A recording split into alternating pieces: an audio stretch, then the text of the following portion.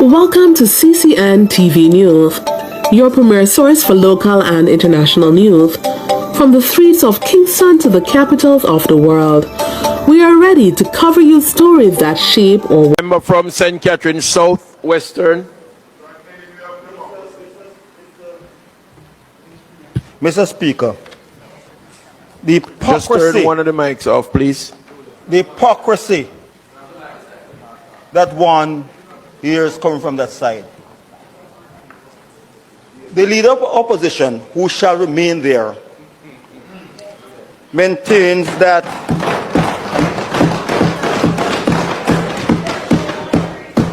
he codes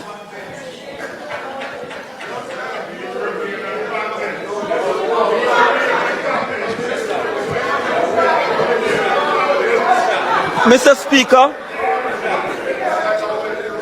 I will not be distracted by a member who got beaten in central Manchester, run to south Manchester to seek refuge. I ran in southwest St. Catherine all the while, win all the while, the large number of votes, so please, don't. He mentioned standing orders 75-3. Okay? And it says plainly, may. It don't say has to be. It says may. Okay? It's 68-3 said, subject to provision of standing order number 71. A sessional select committee shall consist of not less than 6 members, including chairman, none of whom shall be minister or parliamentary secretary. All right? So, you can always amend. And I came here, hold on. I came in 1980. And the only other 2 members who served here since then was Minister Chang and Mr. Bartlett. Okay? And since then, they've always come, they always maintained, and his government, notwithstanding standing order 75, he approved on his government constantly. So why it's so convenient today? Hold on, man, hold on. I served on committees while your government, and there were ministers who sat on those committees and chaired those committees. He said, notwithstanding, and you hypocrites support it then, leave it then.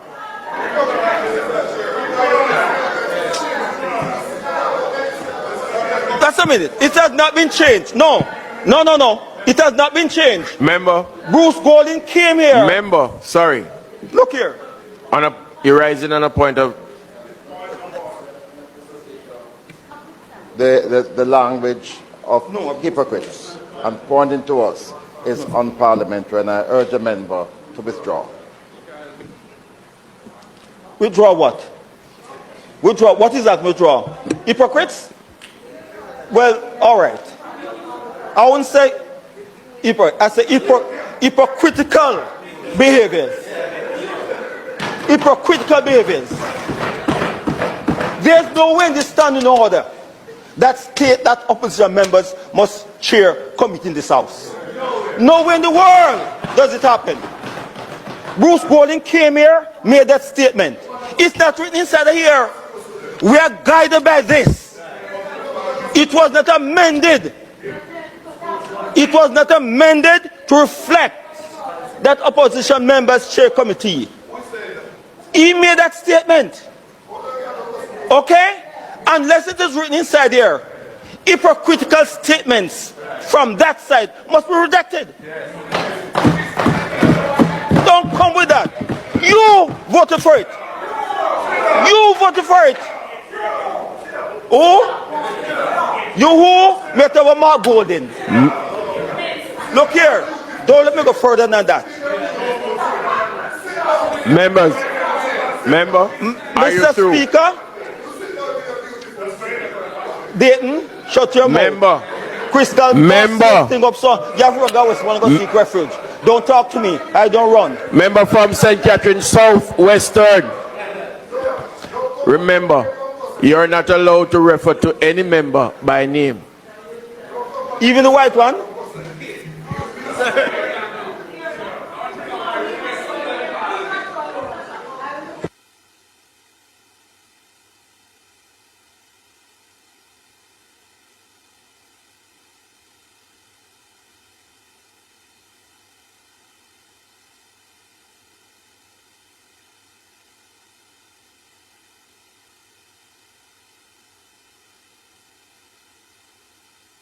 Member from St. Catherine Southeastern. St. Clarendon Southeastern, sorry. Thank you, Mr. Speaker. I have listened to the commentary from colleagues, and I want to make it very clear that the past arrangements must be seen for what they were.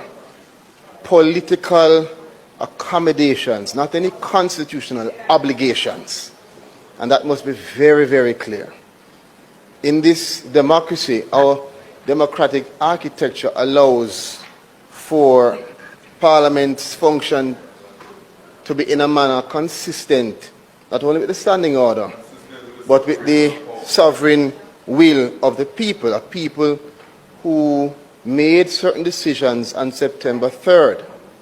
And when they made those decisions, the decisions allowed for a composition, permit me, for the composition of Parliament, which always has at least one side having a majority, whether slim or wide. And because of the democracy, you do have conventions, but you have the flexibility as things evolve to review, restructure, and to make decisions. And I would say that the decisions made in terms of the chairmanship as they are now reflect an effective balance, where you see the PAC and the PAAC still chaired by the opposition, and those are the committees that have specific connectivity to financial accountability and fiduciary matters, while the others are more policy and legislative, and those are actually effectively chaired by the government and may lead to greater balance and efficiency. And I'm glad that the member said what he said a while ago, that it's my interpretation, and that is what is allowed in a democracy. A democracy, permit me, a democracy is not static. It is a creature, it is evolving. And as long as whatever you are effectively doing does not offend or contravene the standing order, the laws, or the Constitution, permit me. You have your opinion, and I listened. Listen to me, and then thereafter you can tell me if I'm speaking foolishness. Now, as I was saying, Mr. Speaker, as long as it does not contravene the standing order or the laws, it is the governing party, the majority in the Parliament, that has the responsibility of making decisions in how best it can see the efficiency of the committees. Now the question then is, if we see this to be improved coordination and a balance, because we still have the opposition chairing two of the committees, particularly the critical ones that relate to fiduciary matters, then the question is whether or not it offends or contravenes the standing order. In my opinion, Mr. Speaker, it was noted that the member spoke to Section 75, and the country must be very clear in understanding the distinction in law and legislative interpretation between the words may and shall. And here, where it says may, that is a discretion. Discretion meaning there's no obligation. As I said before, you're talking about political accommodations, Matter of fact, what is being proposed by the opposition now is a matter of entitlement, almost as if they believe there's a parliamentary entitlement to chair. There is none. There is none. There is none. And the other matter relates then to the issue, Mr. Speaker, of 68.3. Member. I want clearly to understand what the point of order is, please. Just a minute. So, Mr. Speaker, the member is misleading the House because there are two separate matters that are being discussed. One is about chairmanship and the other is around the membership. And in what he has Point said of order, just please. now... That is complete rubbish. Listen, a point of order to the point of order. A point of order to that point of order.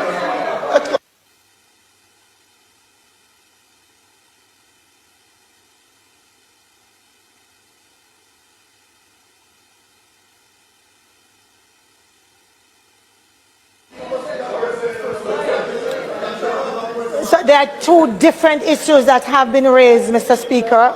And in what the member is saying, he is conflating both and confusing them. In addition, look at the dictionary. In addition, Mr. Speaker, there has been no entitlement that has...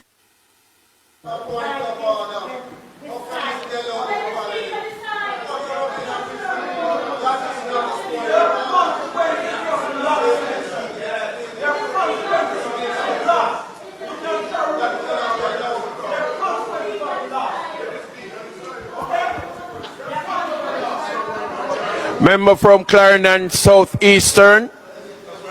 Member from Clarendon Southeastern. You may continue. You know, Mr. Speaker, my submissions, are not in any way, people know, to be seen as trying to be contentious, but rather bringing clarity to the country. You can agree or you can disagree, but when you rise to say a point of order, it must have a fundamental ground as a point of order.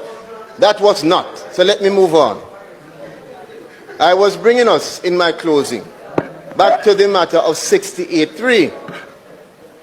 Our 68.3 speaks to the select committees and all of the sessional select committees, and rightfully provides guidance to us, subject to the provisions of Standing Order 71.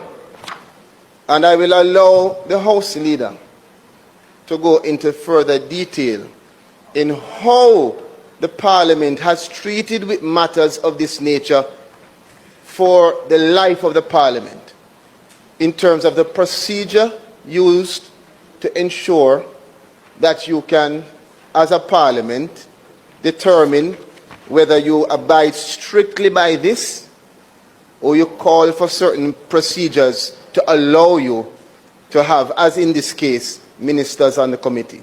There is a particular procedure that can allow for it, despite the vocabulary used in 68.3. But I'm going to allow the House Leader to go into greater detail in that regard. House Leader. Mr. Speaker, I have heard... What you mean, sit down? What you mean, sit down? Who? No, Mr. Speaker, my mic was on. Member. I had asked the House Leader to speak. The reason that your mic came on is that I had turned off his mic first when the other member was speaking, and you put your mic on, so you get the go ahead. I am now asking the House Leader to speak, and then you.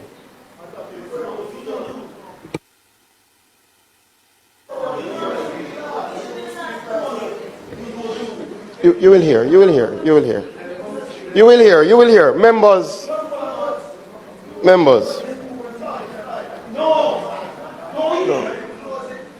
No, that's the point.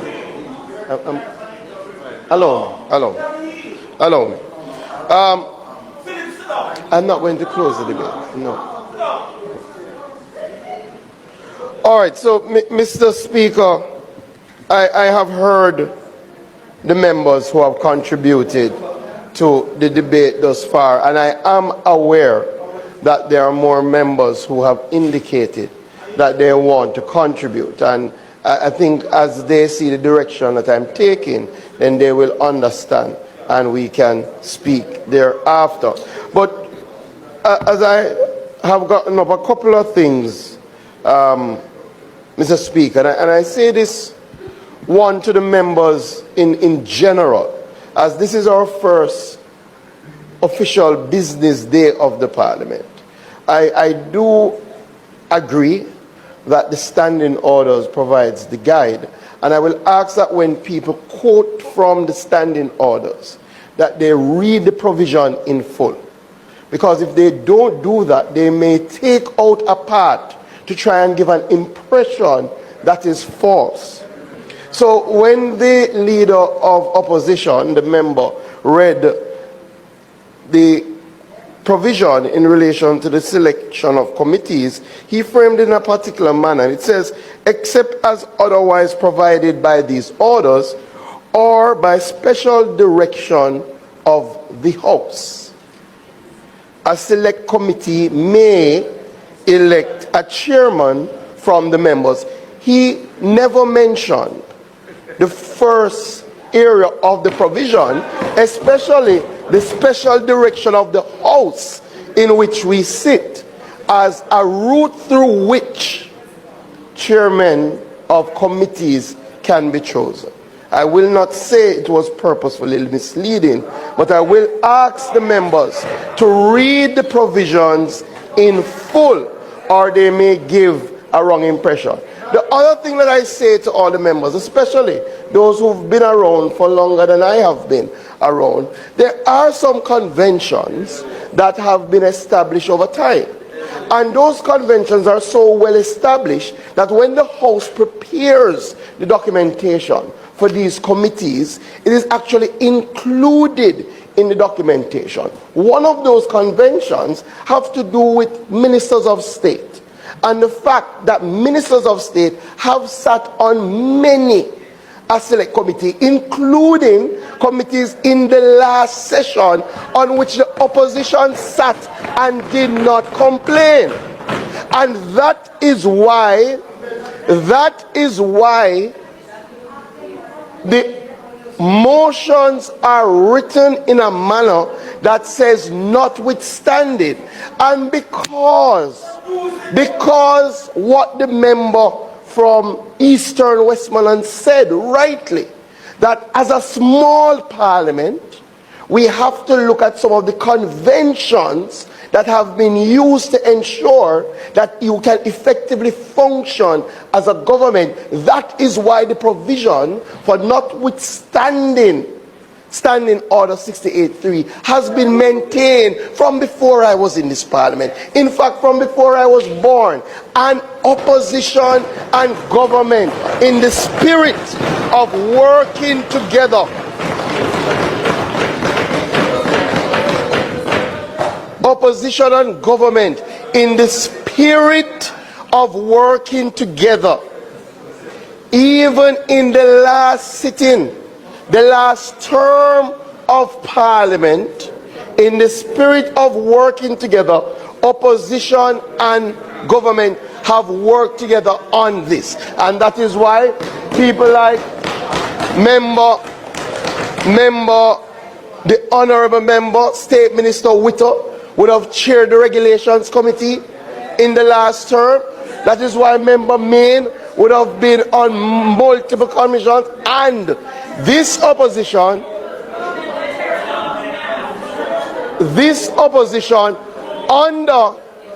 under the same leadership, the same leader of opposition, the same leader of opposition business raised no issue. I say that the opposition must reflect as to whether we are going to truly work together in a spirit of cooperation. I'll make two more points and then I'll indicate my intention. No, there is a fallacy that is paraded around as to whether the committees function better under opposition rule, chairmanship, which was a brief point in our history. And when I looked at the functioning of the committees in relation to how many times they met, it is very hard to discern the difference between when the opposition was in charge of the committees and when the government was in charge of the committees. In fact, with a committee like the Ethics Committee, between 2012 and 2015, it met nine times. It met 9 times. A committee under the change during that same 3-year period between 2016 and 2020, it met 15 times. Again, what you hear the members speaking of is that it depends on the amount of work that the committee has to do. The additional point that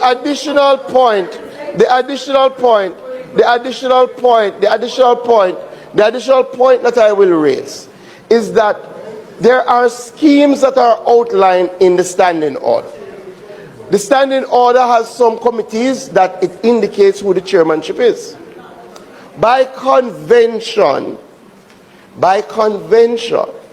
we have always allowed the opposition to chair the Public Accounts Committee and the PAAC, and that has not changed. Additionally, when you look at the UK system, there is only one committee chaired by the opposition, and that's the Public Accounts Committee. Only one committee. And the reason for that, Mr. Speaker, is that despite what has been said by the members, committees like the Production, the Human Resources, the Economy and Production Committee, the Infrastructure Committee, are established to ensure that the policy direction of the government is being implemented through its ministries and agencies. And again, and it is not by chance that the PAC and the PAAC, remember the PAC is the committee that has Auditor General reports to, and the PAAC that always had embedded in it a strong oversight responsibility, were chaired by the opposition. So, as the member from West Central, St. James, indicated, when you look at the definition of the committees and what they're called upon to do, for you to believe that a member of the government could not effectively chair that committee, I think is a false assertion. So, there are other points, Mr. Speaker, but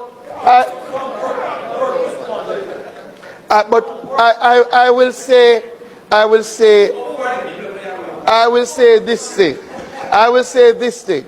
Because, Mr. Speaker, I want us to embark on this journey with a sort of sameness of purpose, appreciating that the people have selected a government, that the government is here to work with the opposition, appreciating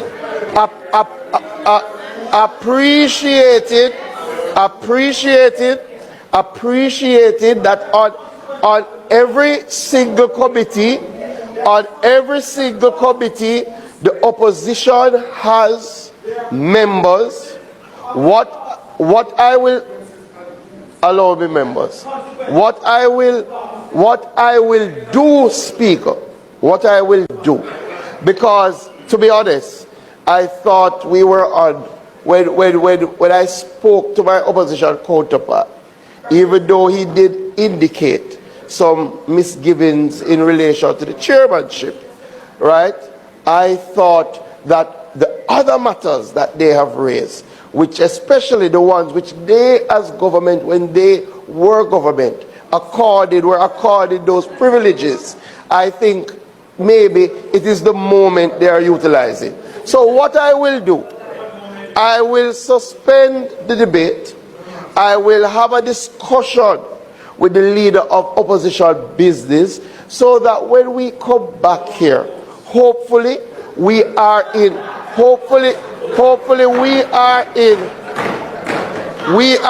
one accord. Additionally, as I said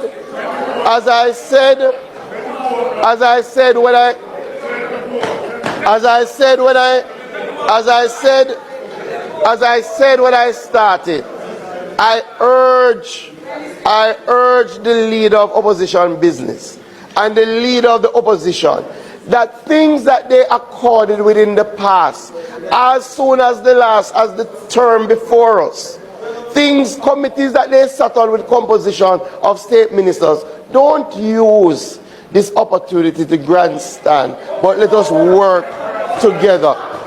So, Mr. Speaker, I ask for the suspension of the debate, and we will continue.